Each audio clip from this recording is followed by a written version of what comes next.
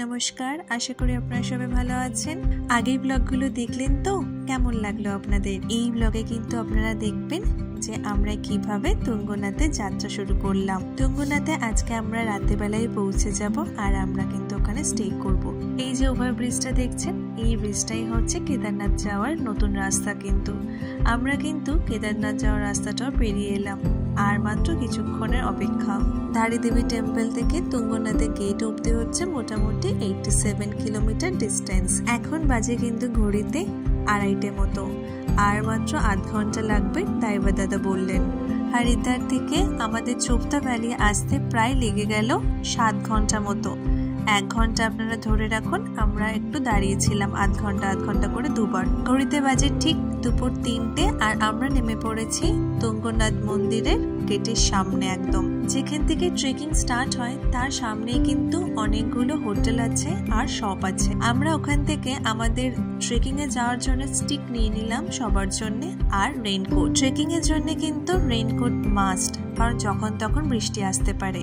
আচ্ছা চলুন এবার বাবার মন্দিরের দিকে যাওয়া যাক। সবাই বাবাকে স্মরণ করে ট্রেকিংটা শুরু করি। তুঙ্গনাথে কিন্তু পুরো মন্দির অব্দি কোনো গাড়ি যায় না, তাই জন্য আমাদের ট্রেকিং করেই উঠতে হবে। আর না হলে কেউ ট্রেকিং না করতে চাইলে অবশ্যই ঘোড়ার ব্যবস্থা আছে, ঘোড়া করেও যেতে পারে। প্রথমে যখন হাঁটা শুরু করলাম তখন কিন্তু জঙ্গল দিয়ে যাচ্ছিলাম, তারপরে কিন্তু আস্তে আস্তে দেখলাম জঙ্গল কাটিয়ে শুধু এইরকম প্লেন ল্যান্ড পেয়েছি আমরা। চারপাশে শুধু সবুজ আর সবুজ, আর বেশিরভাগটাই হচ্ছে মেঘে ঢেকে আছে।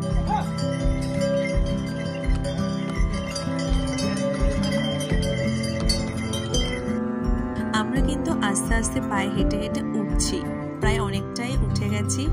এখন অবধি আমি কমপ্লিট করে ফেলেছি প্রায় 2 কিলোমিটার কাছাকাছি।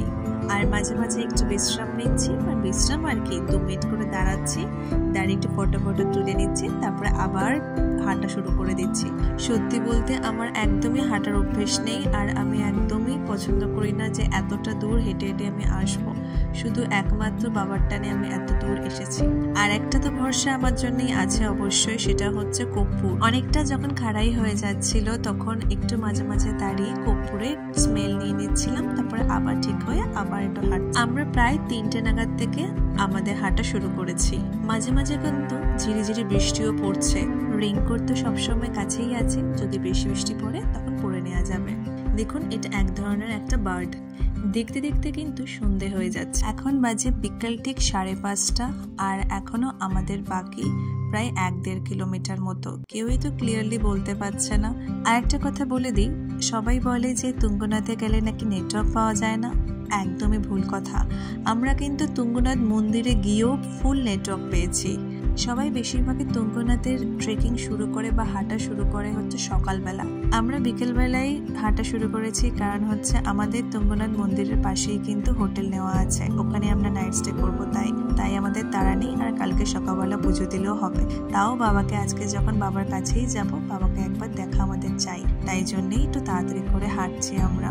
আর কথা নয়, চলুন এবার বাবার কাছে যাওয়া। শেষ ওই 15-20 মিনিট খুবই কষ্টের, উপরে ওঠাটা খুবই ডিফিকাল্ট হয়ে গেছিল।